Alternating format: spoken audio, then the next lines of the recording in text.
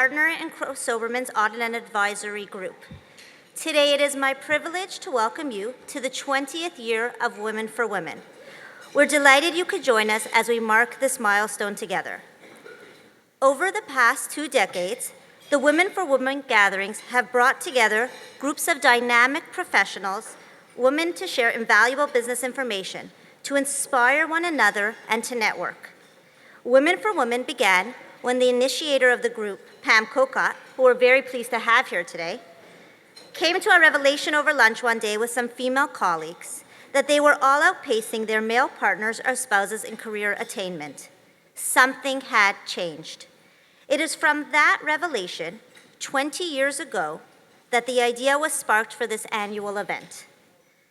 The goal of every Women for Women event is to educate and inspire female professionals, and this year is no exception. For our discussion this year, we decided to look ahead at the next 20 years.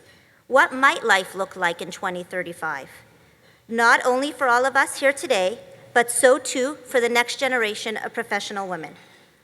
Along with our panelists, who we will introduce momentarily, we hope to have a thought-provoking conversation about the future of our city, our economy, and our workplaces. First, a few faces that you may or may not recognize who would like to share some words with you in recognition of this 20th anniversary Women for Women. The screens.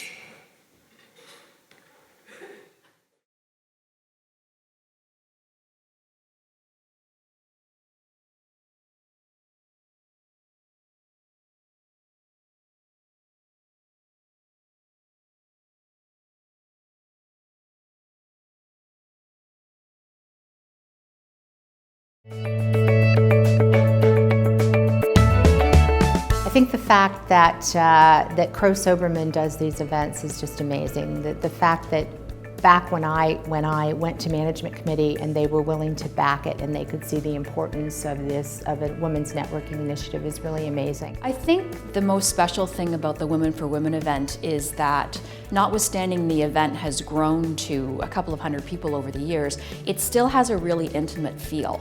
One of my favorite moments from the Women for Women event was when the woman who had created the 9-to-5 bra was commenting how she had had difficulty obtaining bank financing. And during the question and answer period, a lady from a competing bank stood up and noted to her that she would be willing to meet with her and see if she could offer financing to her. I thought that was fantastic. The first Women for Women event was with a woman named Roberta Jameson, and Roberta Jameson is well known in Ontario. She is a Mohawk. She was the First Nations Canadian woman to become a lawyer. She was also the Ombudsman of Ontario at that time. My most memorable event was one where I was involved in bringing in our guest speaker, who happened to be Marina Namat, who's the author of Prisoner Tehran. Sonia Bata at the Battish Museum. Sonia was standing up on the stairway and all of the attendees were in the foyer. And it was at that moment that I realized that this Women for Women networking group had legs. That where I had had problems trying to fill a small venue, we were now filling the foyer of the Battish Museum. It was kind of like that Malcolm Gladwell tipping point. I could see that we had taken a real leap, and that, you know, from here on it was going to be something bigger and better every year. Over the 8 or 9 years that I've been attending the Women for Women breakfasts, I think one of the things that's brought me the most satisfaction is seeing our professional staff grow up within the context of those breakfasts. So young women who were just starting their careers a number of years ago and approached those breakfasts as a very new networking experience are now role models for other women in the firm. My hope for this event for the next 20 years is that it continues to inspire a generation of leaders. If the firm continues to do these wonderful events, I think it's going to stand taller and prouder, and I think that the young women joining the firm are going to get an opportunity to hear some amazing things. I think people who attend these events are going to have opportunities that are unlimited about who we're going to, be able to hear and who we're going to be able to take away some wonderful tidbits. I know personally I'm looking forward to being here in 2035. Congratulations to the Women for Women group on their 20th year anniversary. Congratulations to everyone here for helping us with the success of Women for Women. I'd like to congratulate Women for Women. Started with the person who had the foresight to create this event, Pamela Colcott, and to Susan Hodkinson, who's carried the torch extremely well to the next 20 years. I want to congratulate the Crowe Soberman team in particular for the fantastic success that they've had with Women for Women. We are excited about it every year. We know that our guests are excited about it every year, and I'm very interested and anticipate great things for the next generation of Women for Women breakfasts. Thank you to all of you, our regular attendees and new ones alike, for taking time and pause out of your busy schedules to participate today and over the past 20 years in the success of Women for Women. We thank you. Before making our panel introduction, I would like to mention that if at any point you'd like to tweet along with us today, use the hashtag #WomenForWomen, and our handle is @Crowe Soberman. Also, please stick around after the panel finishes for our door prizes. If your name is drawn, you must be here to claim your prize. We're giving away a Fitbit Charge HR, a $200 gift card for William Ashley, and a $500 gift card for Ann Sport and Fine Jewelry. And now, I have the immense pleasure to introduce our three panelists and moderator. Leslie Preston is an economist with TD Economics. As part of the Canadian team, Leslie conducts economic analysis on a wide range of economic and public policy issues. She runs the Dollar Monthly and Cents publication, and she regularly provides economic commentary to the media and speaks to groups within and outside of TD on a variety of economic issues. Please welcome Leslie.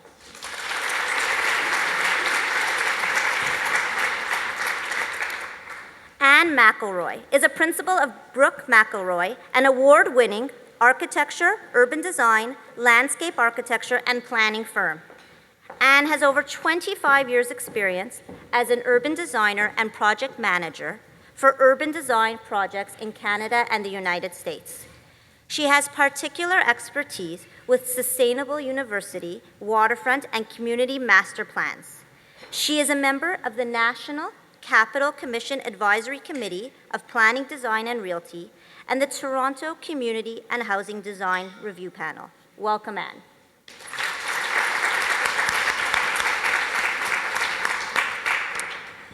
Dr. Elspeth Murray is a CIBC Fellow in Entrepreneurship, the Associate Dean of MBA and Master's Program, Associate Professor of Strategy and Entrepreneurship, and Director at the Queen's Centre for Business Venturing at the Queen's School of Business. As an integral part of her work in the strategy and entrepreneurship fields, she specializes in the management of change. In 2002, she co-authored a book, Fast Forward, Organizational Change in 100 Days, with Dr. Peter Richardson. Dr. Murray teaches strategy on many Queen's executive education programs and has been recognized as an outstanding educator. Please join us, Elspeth.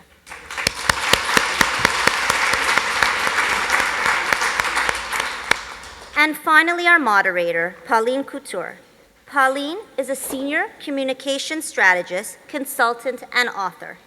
A former journalist, news anchor, newspaper columnist, producer, broadcaster, and film executive, she works with clients in Canada and internationally who need to move the dial on awareness, acceptance, and adoption of new ideas and projects.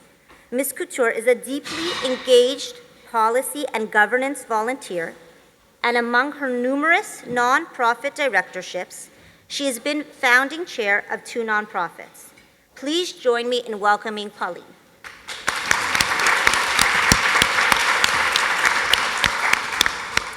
Thank you all for joining us today.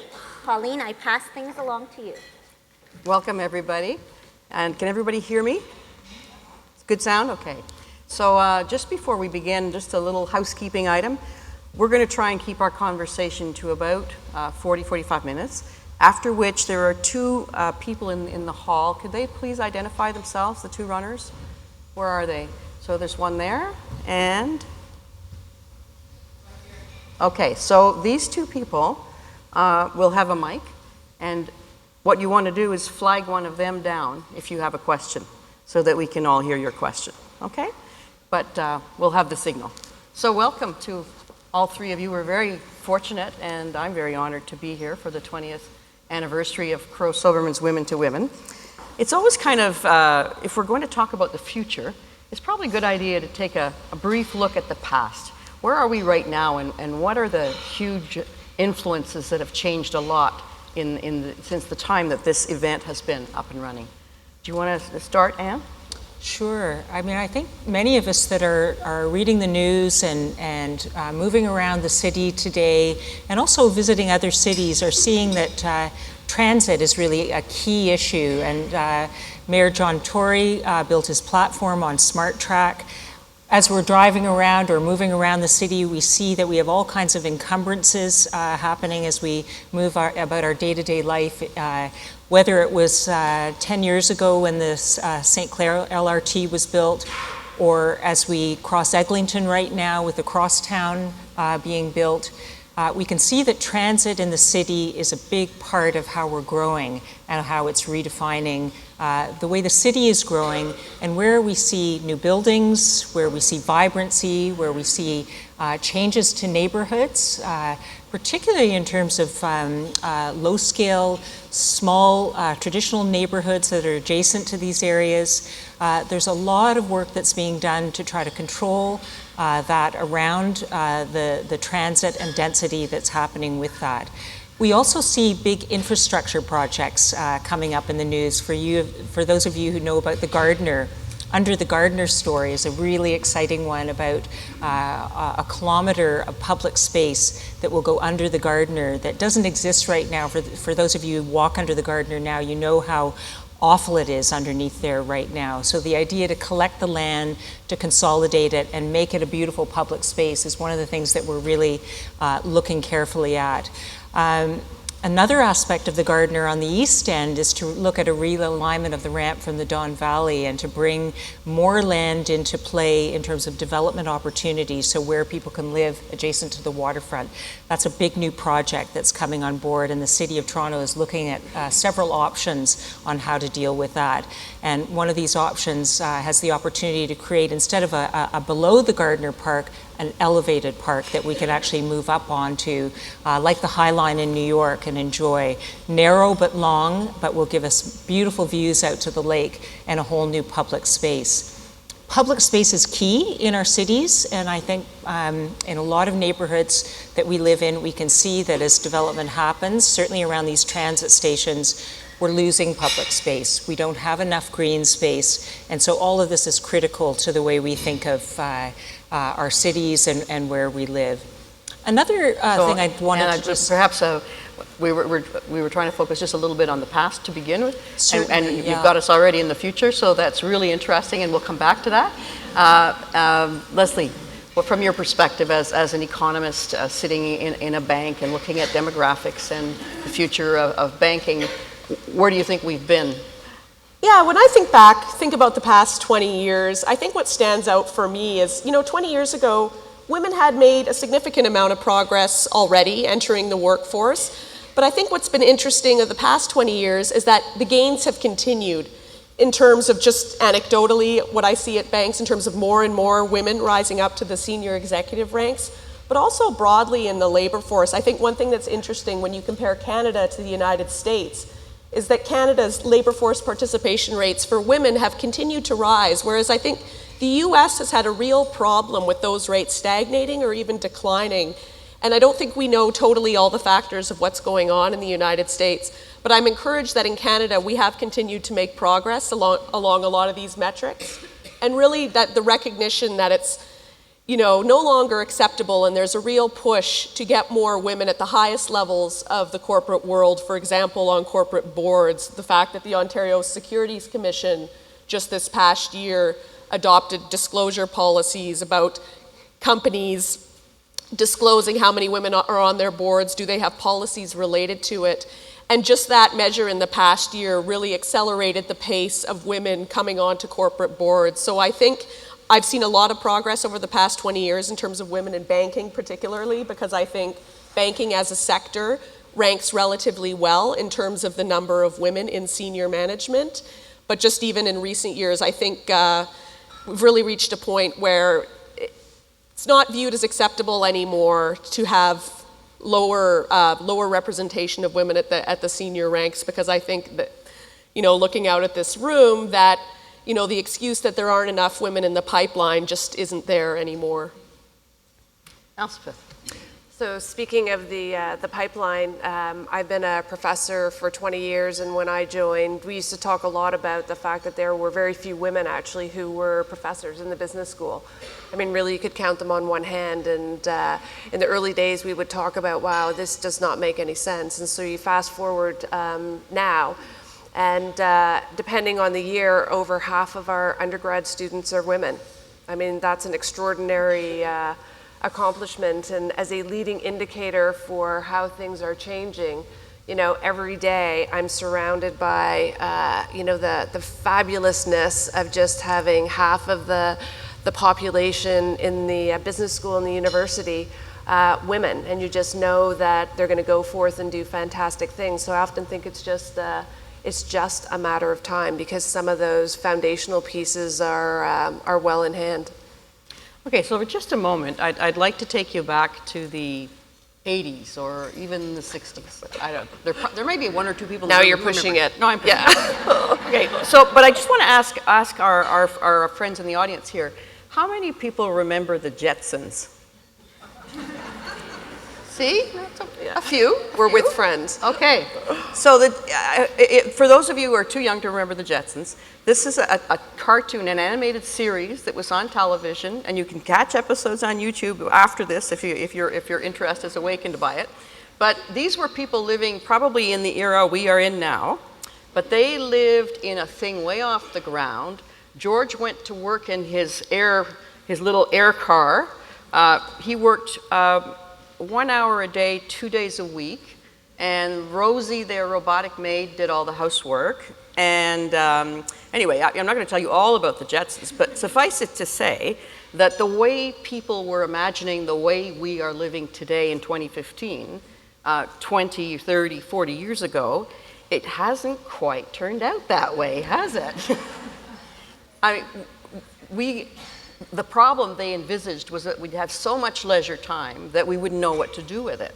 And instead, we seem to be living in an era now of real pressure on work-life balance, real pressure on people's ability to cope with the amount of information and work and pressures that they have. So let's start with you, Leslie. What do you think? I think I'm just going to start out with one sort of statistic on that. I am the economist in the panel, so I tend to be quite focused on numbers. It's interesting, I was reading yesterday that the average hours worked for people in Canada has actually declined over the past 20 years or so. But what has changed is, as women have entered the labor force, that's mainly the reality of why the average has gone down, because women have a greater propensity to work part-time, so on average hours have gone down. But what's changed is, the rise of dual income families. So what's gone up is, the propensity for there to be a dual income household. So when you look at the overall household, the hours spent in work has gone up, or it's become more equally distributed between the husband and the wife, or the two partners. So I think that's really where the time crunch comes in, is 40 years ago, there was, one person specialized in paid work and the other person specialized in work in the home. Whereas now you've got two people specializing in paid work, and it's trying to get all those other things in your life done that really have produced the time crunch. So certainly, a number of years ago, we'd all hear about how we're all going to be working less. And in aggregate for Canada, that's true, a few hours less on average. But overall in the economy, the entrance of women in greater numbers into the labor force does mean that we're all struggling in terms of juggling our time. What do you think that means for the structuring strategy of businesses, Elspeth? So I reflect, I am old enough to remember the Jetsons. I'd just like to be clear on that. And some of that fiction is true today. I mean, you can buy automated little cleaning robots. You can name them Rosie if you want. We have the... They don't dress down your kids. They don't. That's true. That's true. You have Google that's working on the autonomous car. You actually see, a very unique moment in time, I think, in which we live, which is the extraordinary confluence of these technological advances that, once again, I think have the ability to sort of change everything. And I think we are starting to see that. So that's sort of one point, which will give us all kinds of flexibility, and particularly women, to do things very differently in the future. I spend much of my time in the new venture space, and you've got all these online marketplaces for freelancers and part-timers, Mechanical Turk and Upwork and all of these. So you really have choice now in how hard or not you want to work. So I think it'll be really interesting to see, in dual income families where the pressure is less for one person to do it all, where we're entering an age of more choice. That's the upside, but do you worry at all about the precariat? I mean, young people, I know lots of young people that are basically doing 3 half-time jobs and never sleep and still feel very insecure about their income. And that I think is true. To a certain extent, the flip side is that you look at some of the studies. There's a very interesting one done by Intuit, actually, which is a great startup story in and of itself. And you look at, if I get the stat right, it was 68% of millennials actually expect to start and run their own business, mostly for control over their time. So if you want to do 2 or 3 different things, who cares? And those are partly values decisions. Those are partly values driven, but also if you're going to work really hard, why wouldn't you do it for yourself? And so I think I think it's an interesting conversation about the work-life balance. We tend to think of it on a week or a month, and the reality is, I think many of the millennials, certainly that I talk about, think they take the long view. It's like, I will work really hard for 5 years, and then I'll take 2 years off. And because I have all this choice about re-entering the workforce in a very different way, I can do it, as opposed to saying, I'm in the chute, I climb the ladder, and that's the only path. So Anne, I want to come back to you in just a second, but I just want to raise one point here, which is, I don't know how many of you are familiar with the work of Don Tapscott. I mean, it's pretty well known. So Don talks about the digital, people who are born digital, and those of us who are older being digital immigrants. Yeah. I frankly don't identify with that at all, but he's had a lot of exposure of that idea, and certainly it seems to be clear, as you say, that millennials and the ones coming in behind them are very differently organized than we were and are still to a great extent now. So Anne, what do you think are the implications for the organization of space, and which is what you do? Yeah, absolutely. We're just seeing these issues in terms of working all the time in our industry everywhere. And there is a real concern about long-term burnout because our staff can work very hard during the day, find we're in a competition or a deadline, work all weekend, they can take the work home. So we have to be very careful that we're aware of how people are working and that we don't suffer that long-term burnout. The other thing that we're finding with this flexibility in the way people can work is that the access to online information is all day, anytime, everywhere. And so the influence of architectural unity in cities right now is something that I think we're really seeing, the sameness of buildings, the influences as other people are at our fingertips so much more readily. And we see that as a big part of changing the face of our communities, and not necessarily for the better. Sometimes it is a positive influence that we can interconnect on other ideas and learn from places from elsewhere. But I think we're losing the ability, in our industry anyway, to read a book, to look locally, to understand history and culture at that kind of fine-grained level, that enables us creative time to think about how we're building a building or developing a waterfront, or thinking about a university, what it's like on the ground, how should it grow, because every context is different. And that sameness, that architectural unity, is something that we as an industry, I think, are really concerned about, and how it's proliferating across our cities and quite frankly, across the globe. Yeah, and that applies everywhere we go. I don't, anytime you're in an airport anywhere, there's going to be the same chain stores there. That's part of the phenomenon of globalization as well, isn't it? Absolutely. The cities that we go to, London, Paris, New York, they really do all have the same stores.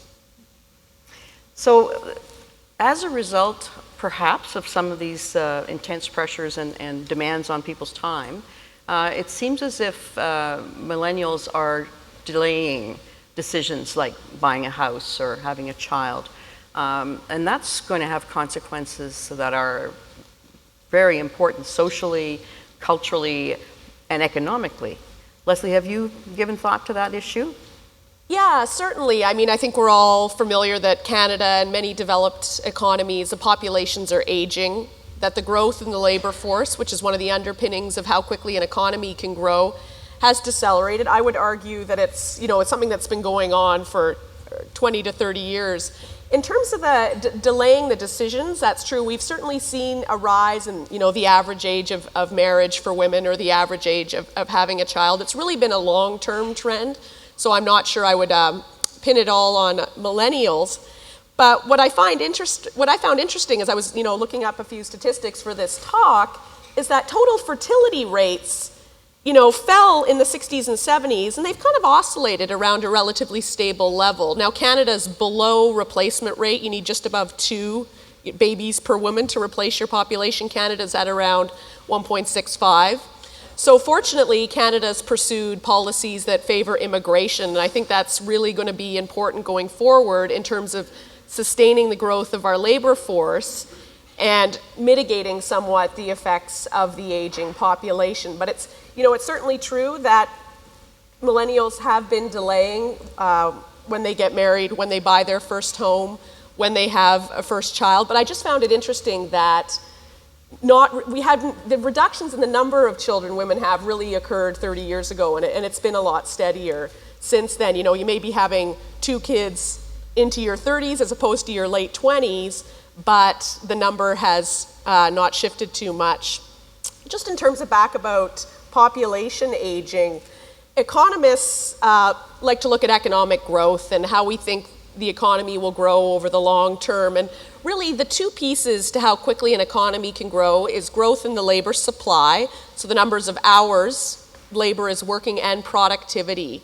So productivity is a really difficult thing to forecast. So it's tough to say where Canada's productivity will go in the years ahead. We hope it gets a little stronger because it hasn't been very strong over the past 15 to 20 years.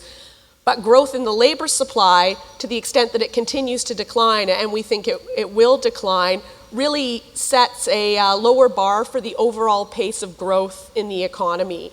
So whereas the economy growth may have been in Canada, 3.5%, 4% in prior years, now it's closer to 1.5%, 2%. And that has a lot of implications in terms of growth in government revenues and interest rates. We're in a low interest rate environment, and that partially reflects a lower trend pace of economic growth. So all of these demographics do have a factor, but I would say in the Canadian context that it is encouraging that we do have very strong rates of immigration. I do think this will help us going forward, and it's important that we don't lose sight of the importance of immigration in terms of sustaining the growth of our economy.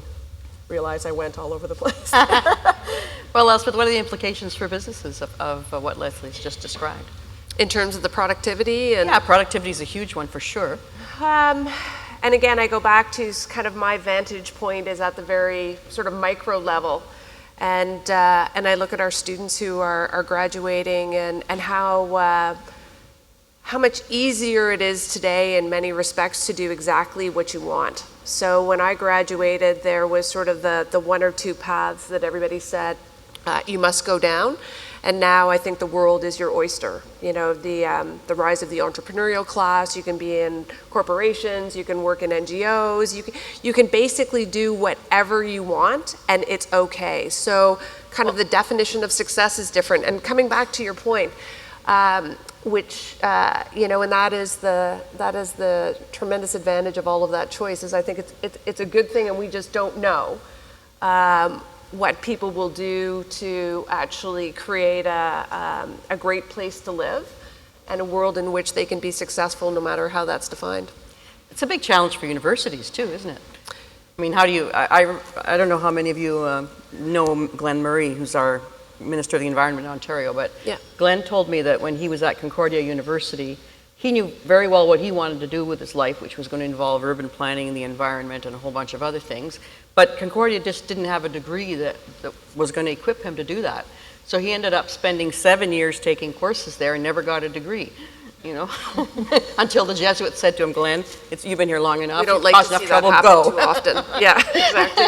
No, but there is an issue, which is around, as you say, when we're talking about emerging disciplines and emerging knowledge bases, they haven't necessarily been codified fast enough to be packaged into university degrees. So what do you do with those kids? I think you look at a university, what is the value that you add while they're there in terms of the experience, the connections, the exposure to the art of the possible. And then you unleash them and let them go. And back to the fact that we live in extraordinary times. I mean, if you sit in front of a computer with a fast internet link and a few hours, and you can find out a lot about everything in the world. And so it's really being able to understand what you want to do in a point in time, and then just kind of stay plugged in and stay motivated. I actually, I've been looking to my left, she'll probably kill me for saying this, but my daughter is here for the event. So I have firsthand experience with the whole millennial generation, and it's just interesting to me to look at her and her friends and the, kind of the life plan that is not actually the life plan, except in broad direction. And so much is changing in our world. I think that those clear paths going forward rarely materialize these days. And I say that as a strategist and one who likes to plan. You just never know. My last point on this is I was in Calgary yesterday, which is not a pretty place at the moment in terms of what's happening in the oil patch. So nobody could have forecast, what has happened there. But the new acronym I heard was VUCA. We live in an age of volatility, ambiguity, complexity, and I can't remember what the last one is. It's not good though. Uncertainty. Yeah, I got them all. But I think the point is that we really do live in interesting times, and I will be fascinated to see how this all plays out in practical terms over the next little while. So Anne, how do you approach bricks and mortar in an age of volatility, uncertainty, and whatever that A thing is that we're scared of? Complexity and ambiguity. Yeah, absolutely. I think creative choices for housing and neighborhoods is really key to how we're moving forward. Because the single-family neighborhood is just out of reach for many people who are living in the city right now. Certainly our children are not in the position where they can do that. So they're looking for neighborhoods that have soul, have heart, have things going on. The Ossington neighborhood is a great one. And fortunately, Ossington is connected to two main streets, Dundas and College Street. And that's a kind of street that many of them are looking for alternate choices on. The City of Toronto, in their wisdom, has developed another alternative for developing these main streets, which is mid-rise on the avenues. And so this will enable these main streets to actually develop with a new form of housing, which is a housing that is what we refer to as 1-to-1 ratio in terms of its height to the street. So if you have a 20-meter street, you can build a 6-story building. So this is creating more affordable housing for not just young people, but for people who are moving out of their single-family houses, and creating housing opportunities that are not just the tower in the centers or at the foot of the rail corridor. And I think that a lot of younger people are looking towards houses, as we refer to housing that is within the height of a mature tree, so that you feel like you are, whether you're not in the single-family neighborhood, you may be on the edge of it, and you have access to transit, you have access to great shops, food choices, schools still, so your children can still go to the schools that are part of those neighborhoods, and they're established areas in the city already. So we've already talked about, Paulina, the word sustainability. The millennials are very aware of what sustainability and living in a green, healthy environment and acting in ways that will promote that. And they learn that in school now, and it gets delivered, the message gets very well delivered in universities, and it's something that we can't turn away from anymore. So they're very aware of compact living, what that means, that they're playing their part in doing that, that they don't need a lot of land and resources to facilitate a living environment. And so they're much more willing to do things like buy a house with another family, buy a house and triplex it, or buy a triplex and share portions of the house with renters to be able to cover the mortgage. So creative choices are part of the bricks and mortars, but other choices are simply critical and along areas where we have transit and good access to where we're actually working and going to. And of course, all of that has to be knit together into the fabric of public policy and businesses and all of the social infrastructure. Let's throw another thing into the mix here, which is the aging population and the high rate of dementia that we can expect to see over the next 20 years. And of course, middle-aged people kind of sandwiched between perhaps young people who aren't yet fully financially independent and parents who need them and are trying to have a career. I mean, there's some really big pressures coming for, especially generally tends to rest on women. Leslie, why don't you have a crack at that? Yeah, well, certainly as I touched on before, the aging population, particularly the baby boom generation, who are demographically speaking largely in their 50s and heading up towards 65. I mean, I think that's really going to be one of the stories of the next 20 years. I mean, we talk a lot about work-life balance, and in the corporate world, companies having family-friendly policies, and I think increasingly that's going to be about elder care as opposed to child care as baby boomers age, and what economists would call the dependency ratio in our economy, so the number of seniors versus the number of people working goes up. It's going to be a big challenge. It's interesting to see how it will all play out, obviously, in terms of healthcare costs to society, things like not rising rates of dementia, but just that larger demographic group. Yeah, we're talking, the Alzheimer's Society of Canada says that we can expect to have 1 million Canadians with dementia over the next decade or two.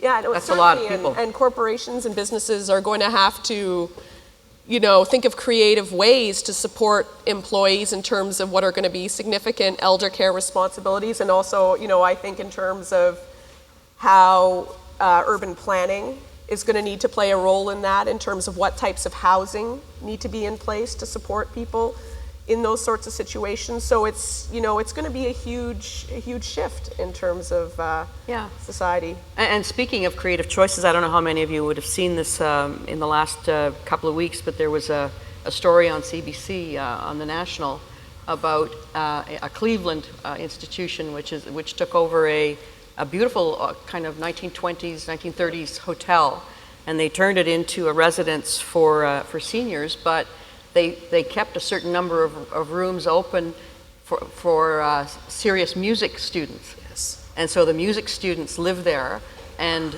in exchange for giving concerts and lessons and helping out, they get a free accommodation and beautiful large rehearsal halls as opposed to the concrete cubicles they get at the university. So that's an example of creative choices that are in our future, which is an encouraging thing. It is, and I'm with you. I'm actually, it is you can't dispute the facts of the situation, and it will be, it will at one level be horrendous to deal with, but I am optimistic because I see all of these great solutions coming to the forefront because it has the potential to be so devastating. And I thought that was the coolest thing. It was. And that, I think, is what we will see happen is in the face of serious challenges, we will have really clever, creative, motivated people who will design some of those things. And again, from my vantage point, I can't tell you the number of business plans that I see particularly over the last 18 months, that are directly focused on solving this problem. So co-locating people who need, to pay sort of cheap rent with people who need a better atmosphere instead of the windowless, airless sort of institutions, because who wants to see that? We've got all this crowdsourcing capabilities, so you see these networks springing up. If you have a family member with dementia, you've got lots of resources that you can draw on, so on and so forth. So I think it'll be okay. We are looking at a very interesting conjunction of things, though. Under the Harper government, the age of retirement, or the age of for eligibility for the Canada Pension Plan was supposed to be increased to 67.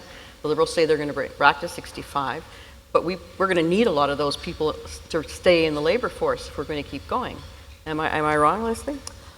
No, and I think actually the trend in terms of delayed retirement actually shifted a bit earlier. There was really a shift in the late 90s. In the 80s and 90s, there was a trend that the retirement age was sort of drifting lower. And in the late 90s, it really shifted. And we have seen the age of retirement drift out about 3 years. Now, it is on average actually lower than 65, than the age you can start collecting, government pension plans. But we have seen that shift higher.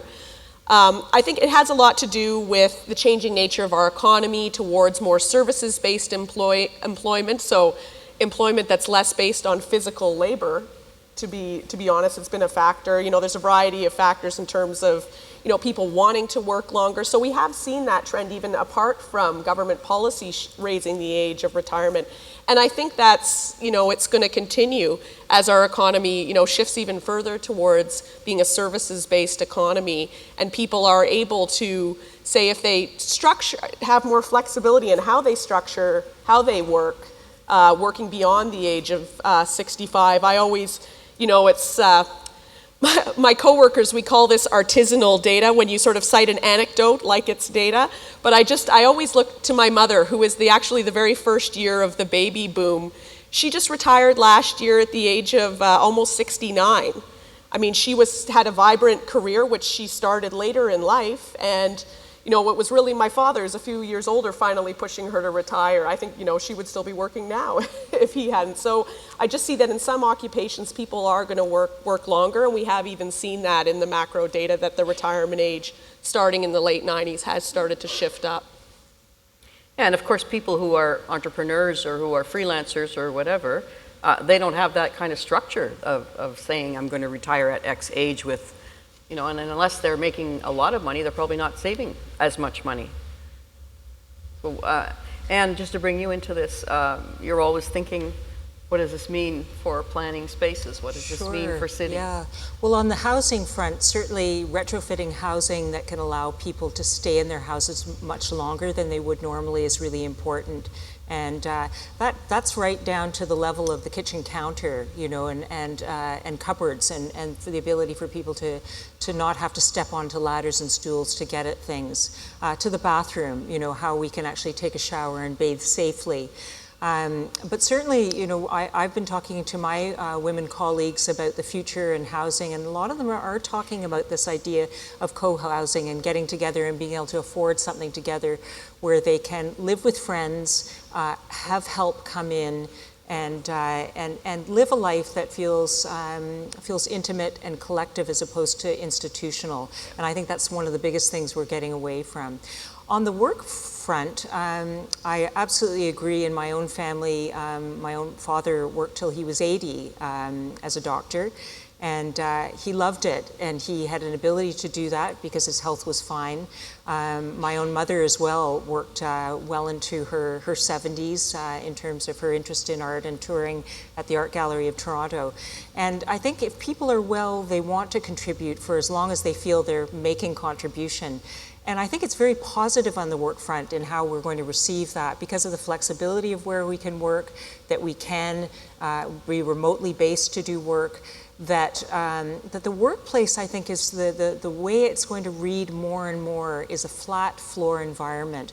If you imagine what a studio environment is like, or a loft space, more and more we're going to be looking for office places that we can come in. And there's a word that's been used recently called swarming, But I think it's collaborating is my view of it.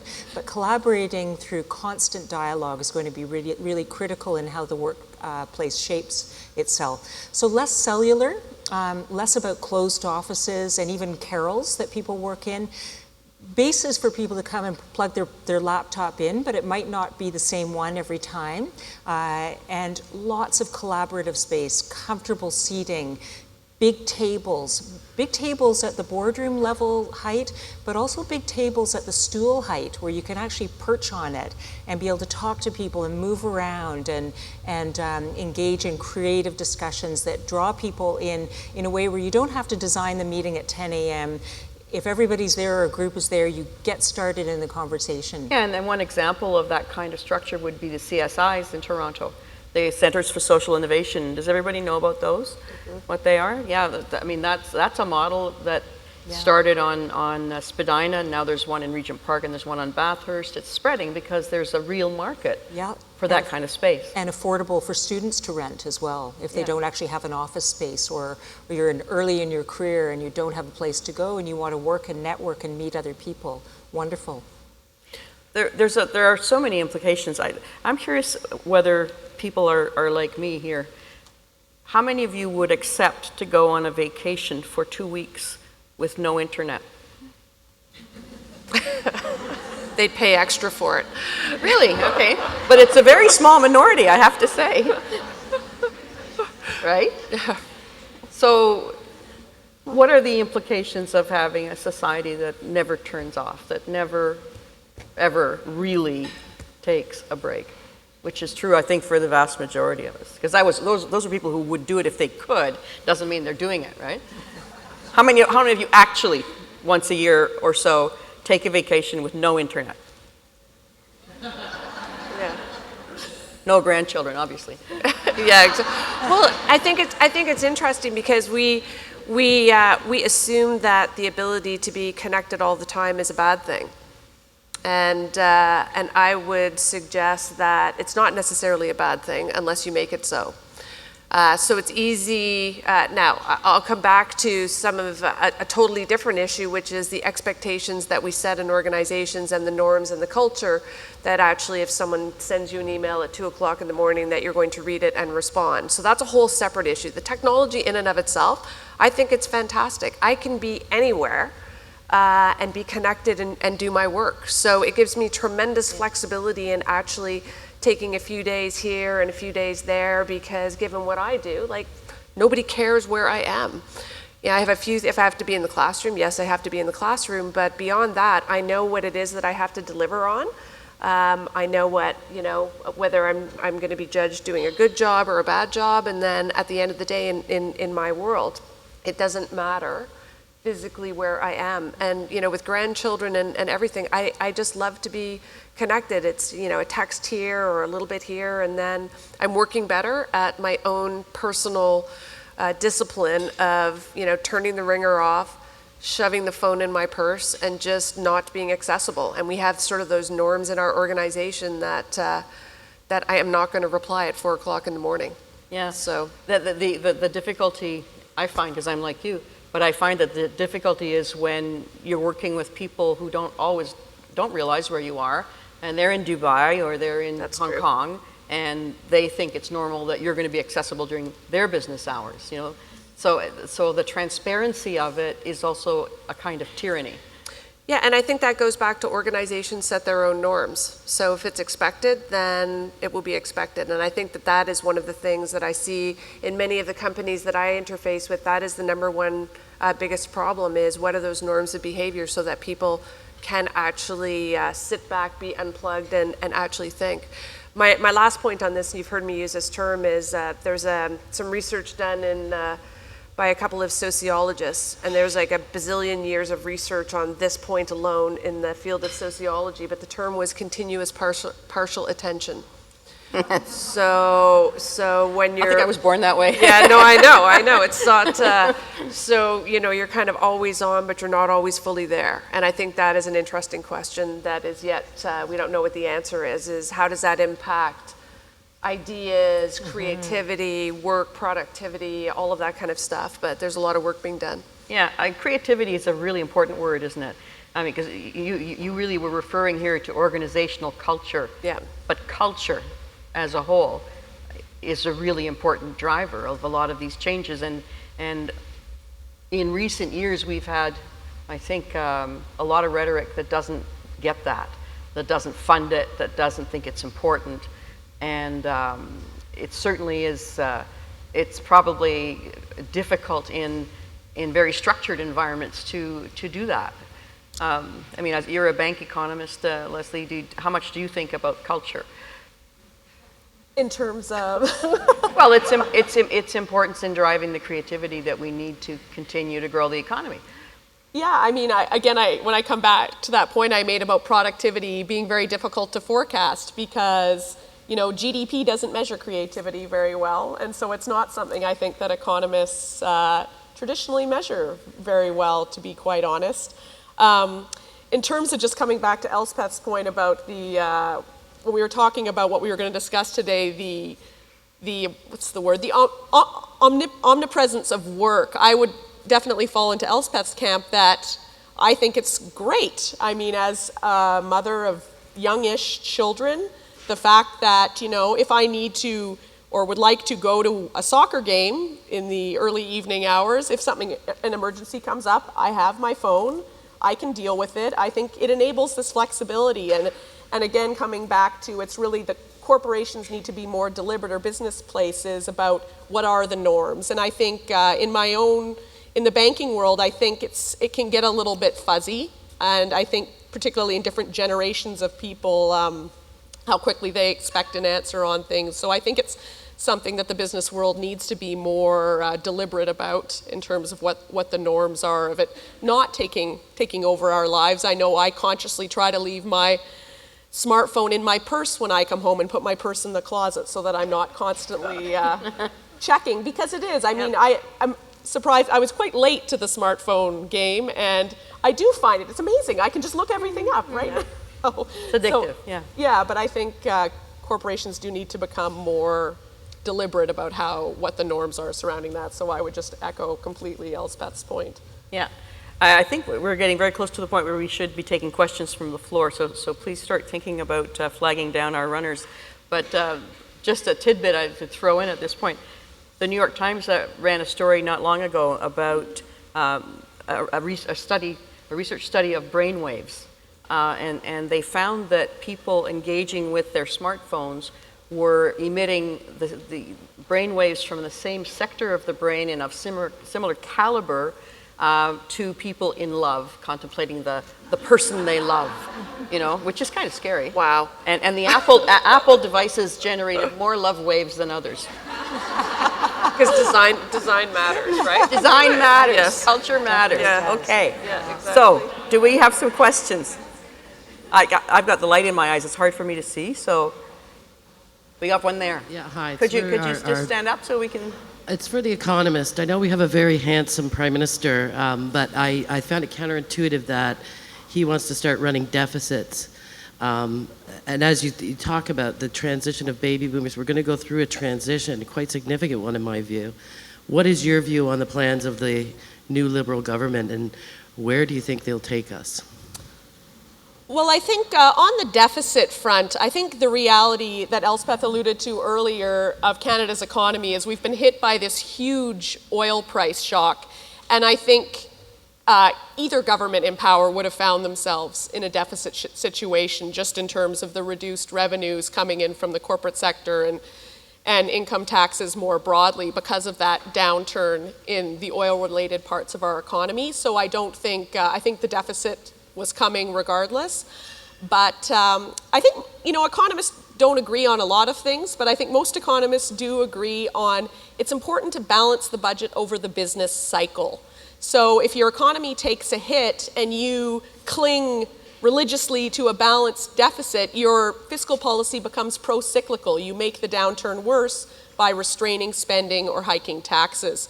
So, and I also think the level of deficits that the Liberal government is talking about are actually quite small relative to the broader scope of the economy. So it's quite a mild fiscal stimulus. And I also think that the emphasis on infrastructure, if you're using that deficit to fund infrastructure to build, the next generation of Canadian economic growth, I mean, I think that's the best thing you can do with deficit spending, is in terms of investing in assets that will help the productive capacity of the economy, transit, things that are constraining economic growth, frankly, in many areas. So we should differentiate between mortgage debt and credit card debt in the big picture. Yeah, exactly. You don't want necessarily, obviously in an economic downturn, running a deficit to fund the current consumption of the government, I don't think is a bad thing. It's important to balance perhaps when you're in the good years, but in terms of if you're spending or investing in things like infrastructure that are going to improve Canada's economy overall, then I think that's certainly a good thing. Do we have another question? Yes. Good morning. Good morning.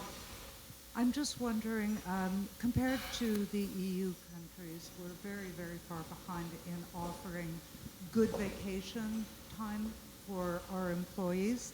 I think the norm in England starts at 4 weeks, and pretty hard to employ somebody who doesn't get at least 5 weeks vacation. I wonder if you see that changing and how you see that affecting women.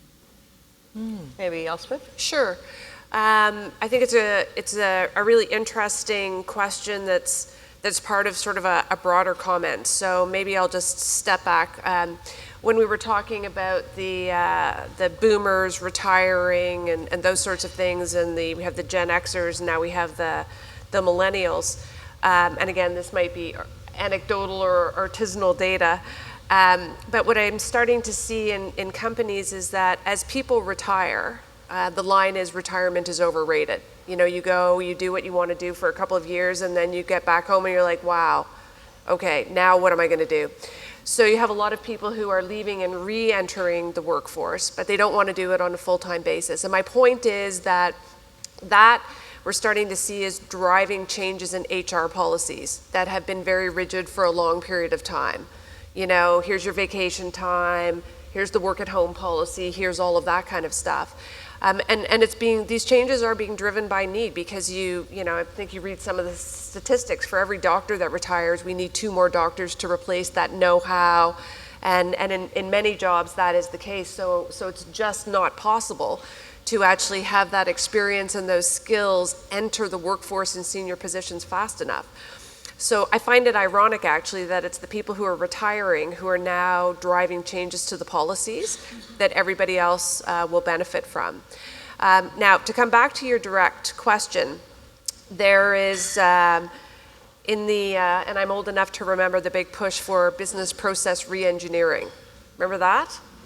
Where all of a sudden the dominant philosophy was that it was a really bad thing to have slack in an organization.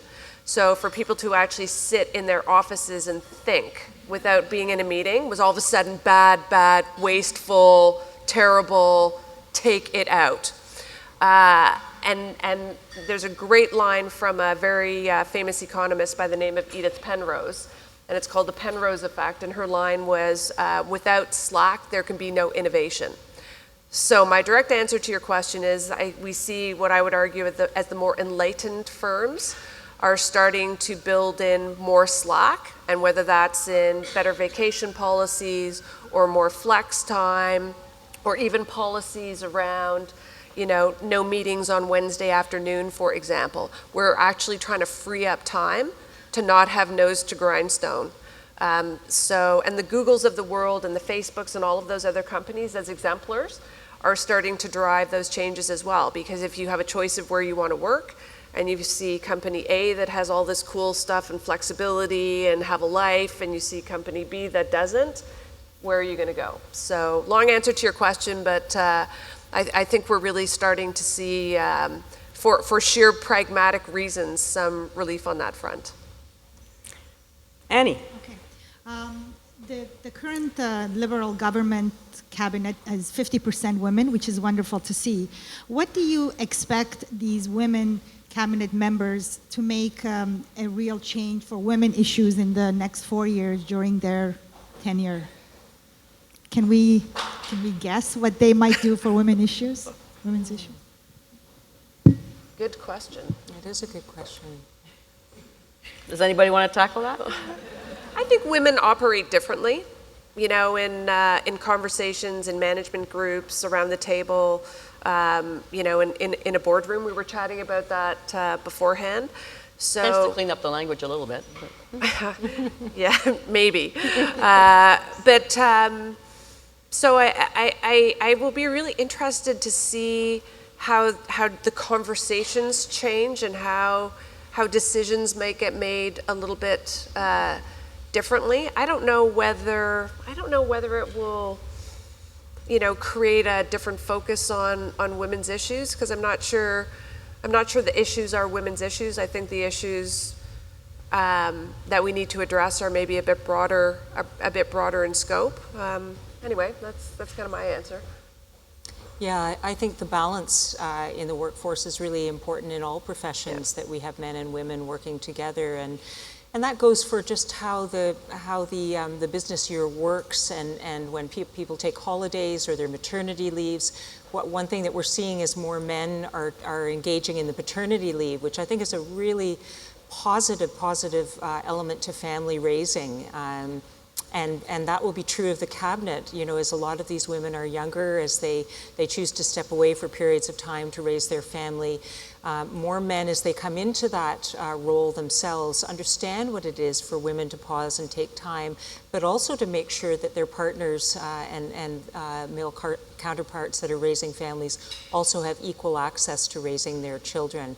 So that kind of, you know, that feeling of the way the office works is really, really changing. It's certainly in ours. All of the men in our office are taking a period of time, not equal to the women in paternity leave, but very similar. And it gives them an understanding of what it means to work and raise children, because I think most of us do it. That's really not going away. I think we're going to be at that for a long time. And just to sort of follow on back to my comment about changing the conversations and the whole issue of maternity leave, you know, 10 years ago, maybe even longer, people always, you know, women in the workforce and this issue of maternity leave was a problem to be solved, as opposed to that's the way it is. So suck it up and figure out what we need to do differently, because we have half the population, you know, in many organizations are women. So that's the change in the perspective in the conversation, because the solutions are very different depending on how you frame the whole issue in the first place. I think one thing I would just add, not so much about the policies that the gender balance cabinet would deal with. I think one thing Canada struggled with in recent years, if you looked at international rankings relative to other developed economies, we had actually a relatively low representation of women at the federal level. And I think this could help encourage more women to pursue public service or a career in politics. At some point, I think that would be what I would think might be a nice positive effect of this. Is there another question ready? Yes. Do you have a mic?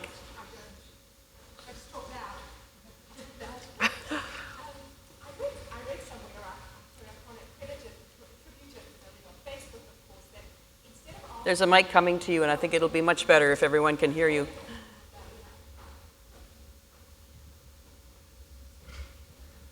It's coming. Yeah. Just while we're waiting, you raised the issue of the OSC discussion guidelines, and I and a number of us here were quite involved in that. And a year out, the results aren't great. Well, I did.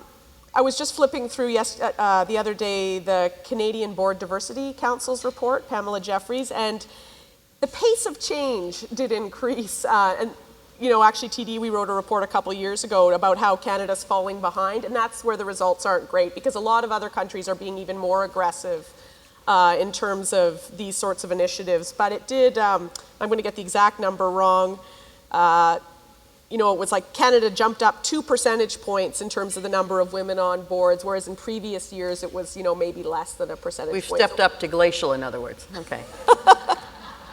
Do you have a mic? I do. Great. Let's hear your question. I read something that I really loved. I have 4 children who are teens and preteens that said, instead of asking our kids what do they want to be, we should ask them what problem do they want to solve. Yes. And I'm interested, universities and the workforce, how that mindset is that mindset in terms of planning coming into play for our millennial generation?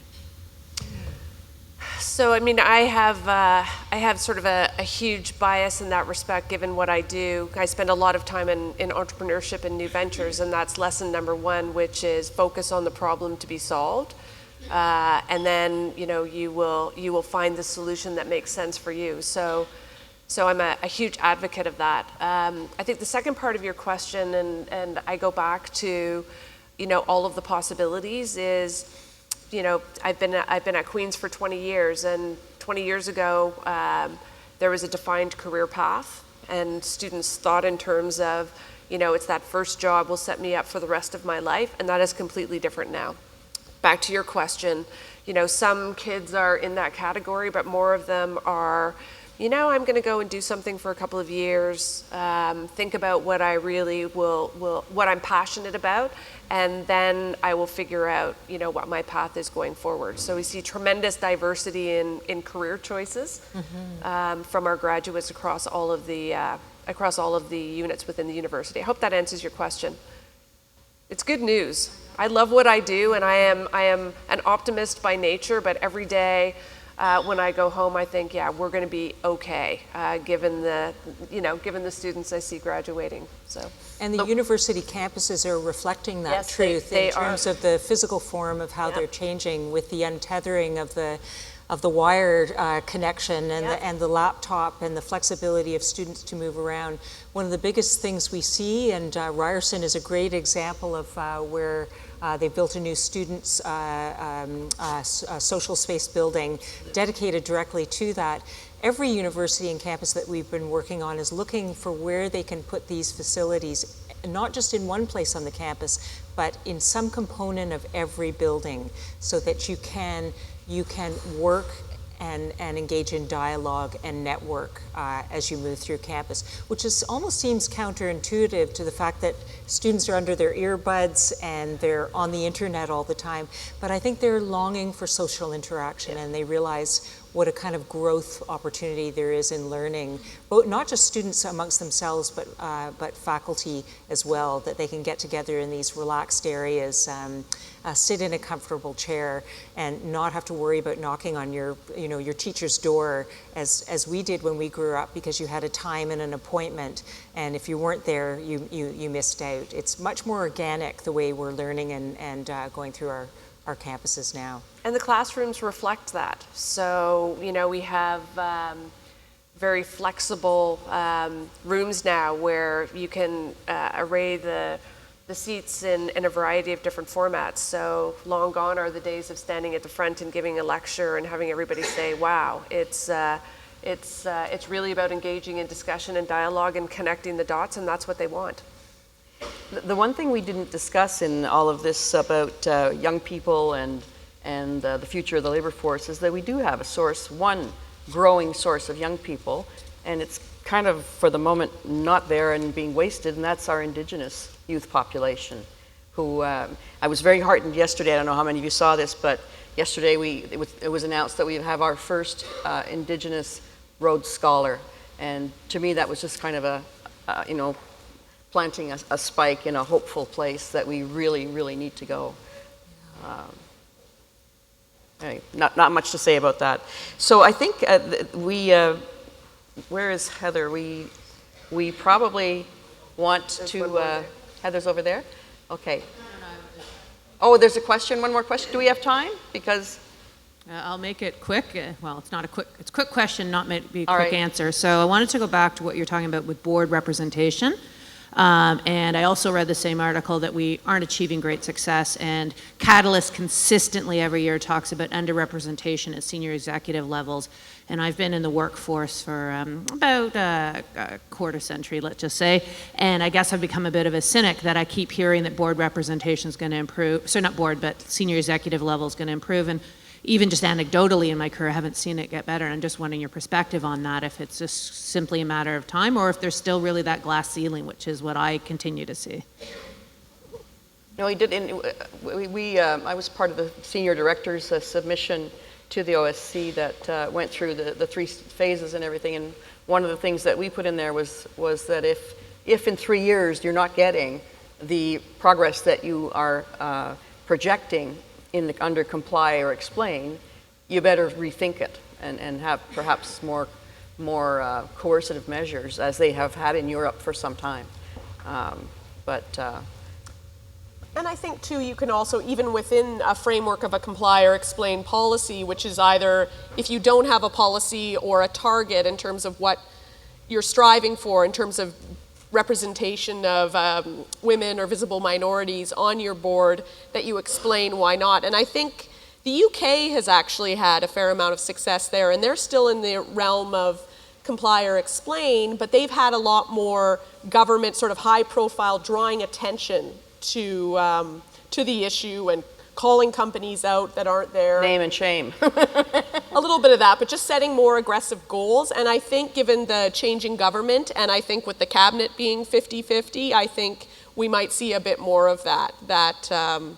So I am an optimist on the women on boards issue. I think it will change, but I think it's also part of a larger shift in corporate governance and board governance. I know when I did research on the issue, I was kind of surprised.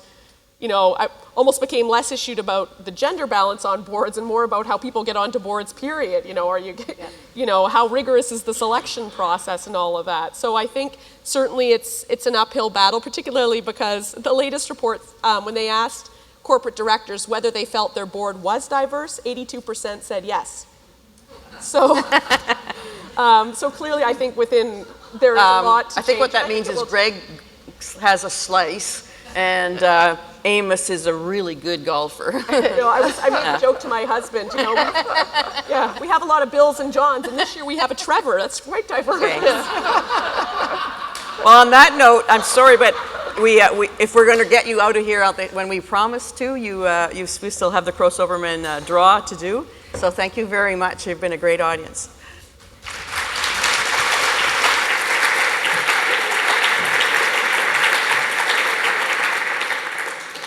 Hello, everyone. My name is Shalewa Yaboni. I'm a partner in Crowe Soberman's Audit and Advisory Group, and I've been coming to Women for Women for 18 years.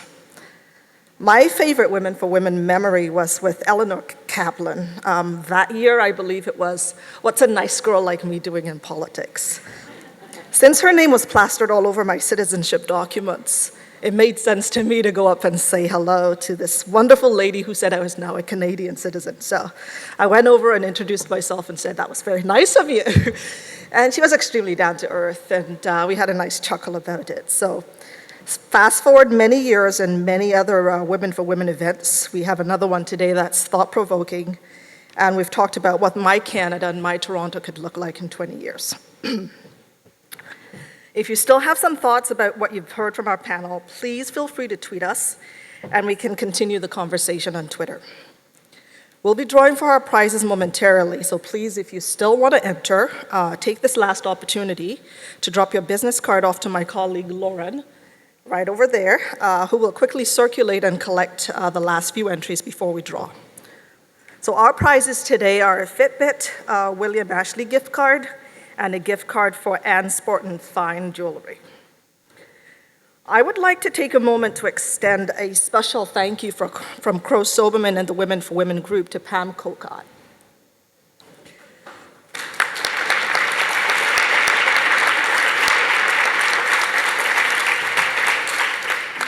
We mentioned earlier that Pam is the original woman of Women for Women. We're very lucky and appreciative to have her share some memories with us for our video earlier and to help us look back at the past 20 years as we prepared for today's event. So thank you so much, Pam, for that and for Women for Women. On a personal note, I'm one of the young professional women that Pam hired during her tenure at Crowe Soberman, and my career certainly bloomed here. So thank you, Pam. You have inspired young women. Thank you.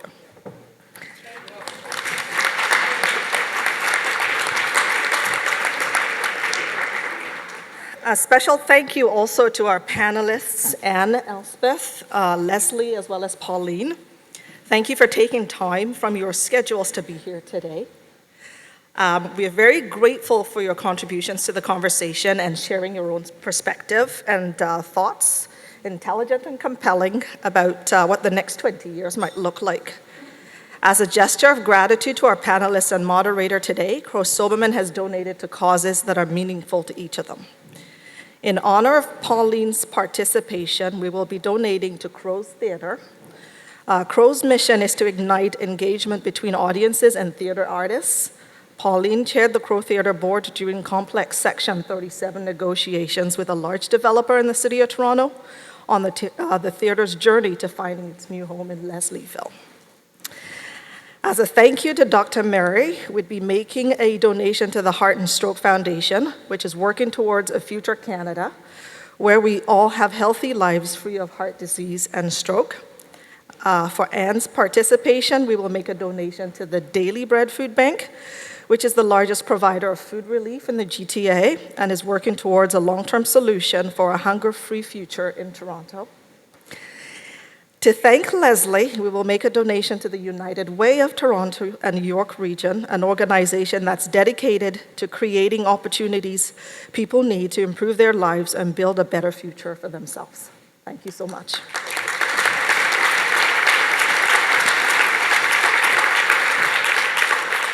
So we will now draw for our door prizes, which you'll hopefully had the chance to take a look at on your way in. So, Lauren?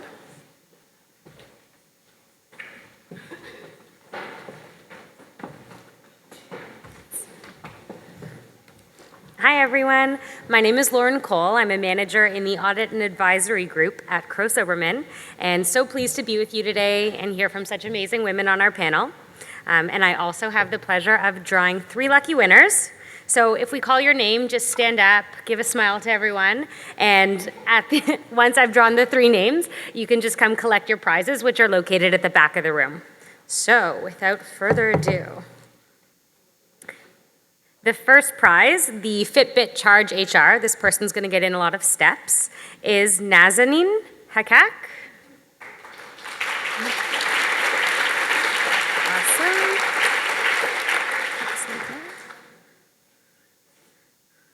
And the second prize, the $200 gift card for William Ashley, goes to Joanne Falkenberger.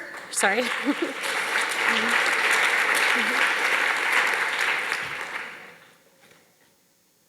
And last but not least, we've got a $500 gift certificate for Anne's Fortune Fine Jewelry, and that's going to Bev Aaron.